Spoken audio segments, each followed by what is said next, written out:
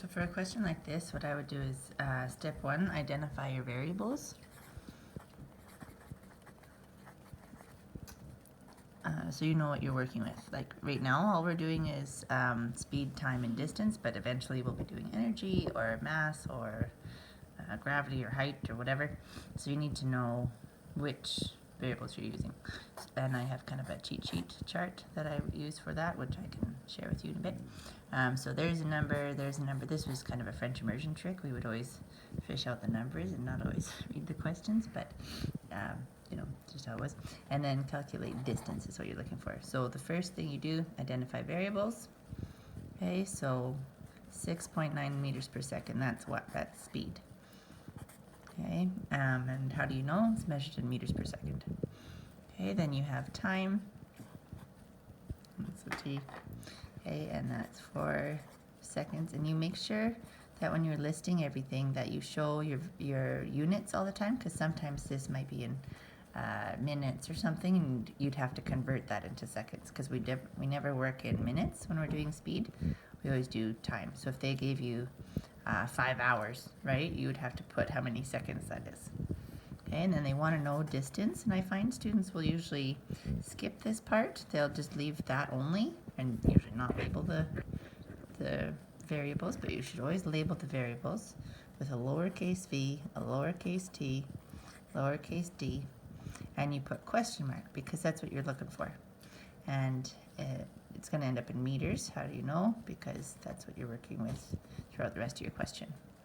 Okay, then step 2 is always write your formula. Even though you might know what you're working with, it's always good to have it written down so that if you make a mistake at some point, you can trace it back and find out, why did I get that wrong? And sometimes it's used the wrong formula. So this is our standard one, V equals D divided by T, but we need distance. So you can either rearrange that, or you can use your little cheat sheet, which is fine, and you just look at it. Okay, and that's D equals V times T. Okay, and then it's nice when you line it all up with the equal sign, but I just have my little cubic. And then step 3, sorry, it's wobbly. 3 is plug your numbers. Need my document camera. Plug numbers.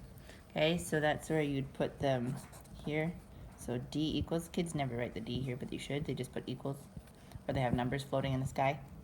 Okay, and then 6.9, and then always add your units again, because you should. Okay, maybe like this.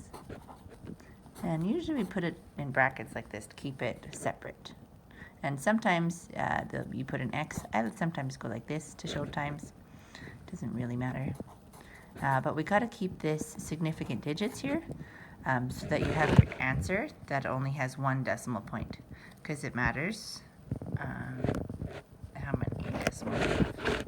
Okay, so then 6.9 times 4, I looked that up earlier before I did this. Okay, so that's going to be meters. And I always put the answer in a box, and we used to have them write a sentence, but I don't always do that. So let's go over what we actually did here. So the train is going this far, fast, for this long. We want to know how far that was. Okay, so step 1 was you identify the variables. That means you list them. So speed was this from the question, time was this out of the question, and you're trying to figure out D. And we put this piece because we know what we're looking for. Okay, then we get the formula we actually need to work with, which is this one. Then you put the numbers in, then you get the answer. Okay, and you got to put your units, and you have to make sure that you only have 1 digit after the decimal, because that's all you have in your earlier question.